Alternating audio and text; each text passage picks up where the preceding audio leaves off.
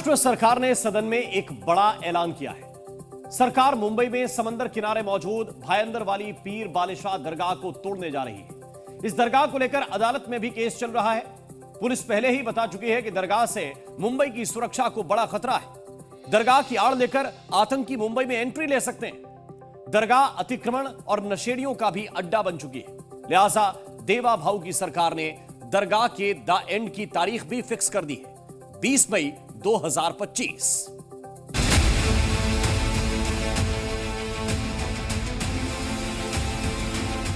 इस वक्त मैं हजरत सैयद बालिशाह पीर दरगाह के पास हूं और एक बार फिर से ये दरगाह चर्चा में है, चूंकि इस दरगाह के अवैध निर्माण को लेकर आवाज़ उठाई गई विधानसभा में, जिसके बाद महसूल मंत्री यानी राजस्व मंत्री ने साफ किया है कि 20 मई तक इस दरगाह को जो अवैध निर्माण जिसमें किया गया है इसे ध्वस्त कर दिया जाएगा, तोड़ दिया जाएगा। निरंजन डावखरेंनी या ठिकाणी जी अल्पकालीन सूचना या ठिकाणी आणली आहे, ही गोष्ट खरी आहे की 1290 स्क्वेअर मीटर जागेवर हे अतिक्रमण आहे आणि वारंवार नोटीस देऊनही अतिक्रमण थांबत नाही, उलट अतिक्रमण वाढत आहे। आम्ही हे संपूर्ण अतिक्रमण काढून टाकणार आहोत। हे अतिक्रमण जे महानगरपालिका आणि महसूल विभाग दोन्ही विभाग मिळून आमच्या अतिरिक्त आयुक्त महानगरपालिका यांनी माझ्याकडे आणि उर्मिला पाटील आमच्या एडीओ या दोघांनी लेखी दिलेला आहे की अतिक्रमण आम्ही 20/5 आत तिथून कमी करणार आहोत। मुंबई के उत्तन चौक में स्थित बालिशाह पीर दरगाह को लेकर लंबे समय से विवाद चल रहा था। बीजेपी नेता निरंजन डावखरे ने विधान परिषद में सवाल उठाया कि आखिर अवैध निर्माण पर कार्रवाई क्यों नहीं हो रही। नहीं, ये दरगाह कोई 200 साल पुरानी नहीं है। इसके ऊपर अगर आप देखेंगे ये 2003 के बाद का स्ट्रक्चर है। CRZ के अंदर ये स्ट्रक्चर बनाया गया है। इसके लिए बड़े पैमाने पे मैनग्रोव्स तोड़े गए हैं। उसी के साथ में ये जो पुलिस का रिपोर्ट है, एडिशनल एसपी का रिपोर्ट है, वहाँ के तहसीलदार का रिपोर्ट है कि 2003 के बाद हम अगर देखते हैं तो मुंबई के आसपास के जो ऐसे एक्टिविटीज़ हो सकते हैं उसके ऊपर का पुलिस रिपोर्ट जो आया है उसमें ये स्ट्रक्चर का जिक्र किया गया है। हिंदू टास्क फोर्स के अध्यक्ष खुश खंडेलवाल ने इस मुद्दे पर हाईकोर्ट में याचिका दायर की थी। सरकार के इस फैसले को खुश खंडेलवाल अपनी जीत के तौर पर देख रहे हैं। उस सरकारी जमीन के 7/12 पर दरगाह का नाम चढ़ने से मैंने रुकवा दिया, उनकी अर्जी को मैंने खारिज करवाया था। तत्पश्चात उस दरगाह के अतिक्रमण को तुड़वाने के लिए मैंने मुंबई उच्च न्यायालय में एक जनहित याचिका दायर की थी। इस संघर्ष की एक बहुत बड़ी जीत हुई है। महाराष्ट्र के महसूल मंत्री श्री चंद्रशेखर बावनकुळे जी ने विधान परिषद में घोषणा की कि 20 मई से पहले दरगाह के पूरे अतिक्रमण को तोड़ा जाएगा। अब सरकार ने साफ कर दिया है कि 20 मई तक ये अवैध निर्माण गिरा दिया जाएगा। असल में 2011 में ही तत्कालीन एसपी ने भी बालिशाह दरगाह को लेकर एक पत्र महानगर पालिका को लिखा था, जिसमें इस दरगाह की वजह से सुरक्षा की चिंता जताई गई थी।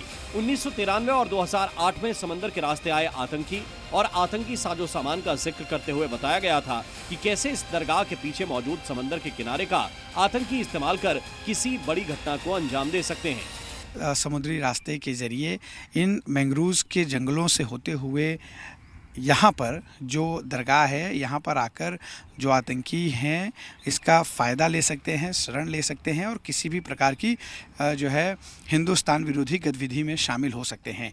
1993-2008 जैसी घटनाओं का जिक्र बाकायदा एसपी ने अपनी रिपोर्ट में की है और कैसे इसका इस्तेमाल भारत के जो है विरोध में किया जा सकता है, इसका जिक्र किया गया है। आरोप लगा रहे हैं कि वर्तमान सरकार मुसलमानों को टारगेट कर रही है। दरगाह पर अवैध निर्माण का बचाव करते हुए अमजद शेख अन्य धार्मिक स्थलों पर अवैध निर्माण का सवाल खड़ा कर रहे हैं। जब हमारे संत पोर्तुगाल में आए थे, पोर्तुगीज़ के समय आए थे 200-250 साल पहले, वैसी म्यूचुअल एंट्री है। वो खुद इसके अंदर तहसीलदार ऑफिस में गांव नमूना एक ही में एंट्री है और जूने दस्तावेज है और न जाने ग्राम पंचायत के, अगर अपन यहाँ का देखा जाए तो ग्राम पंचायत के पहले से हमारे पास सबूत है कि भाई हमारे सरकार वहाँ पे बसे थे। बालिशाह दरगाह मुंबई पुलिस के लिए चिंता की बड़ी वजह है। कारण है इसकी बसावट, ऊपर से अतिक्रमण का फैलता जाल और उसके बीच दरगाह की आड़ लेकर समंदर के रास्ते आतंकियों के मुंबई में दाखिल होने की आशंका। आपको तस्वीर दिखाता हूँ, ये बालिशाह पीर दरगाह है। आप देखिए कि बड़ी एरिया में इस जो है निर्माण कार्य को अंजाम दिया गया है। आपको बता दें कि जो आरोप है वो करीब 100 फीट में ही ये दरगाह एक समय हुआ करती थी, लेकिन अब कब्जा करके अवैध तरीके से इसका निर्माण कार्य करीब 70,000 फुट तक का किया गया है, जिसको लेकर बाकायदा बॉम्बे हाईकोर्ट में पीएल दाखिल है।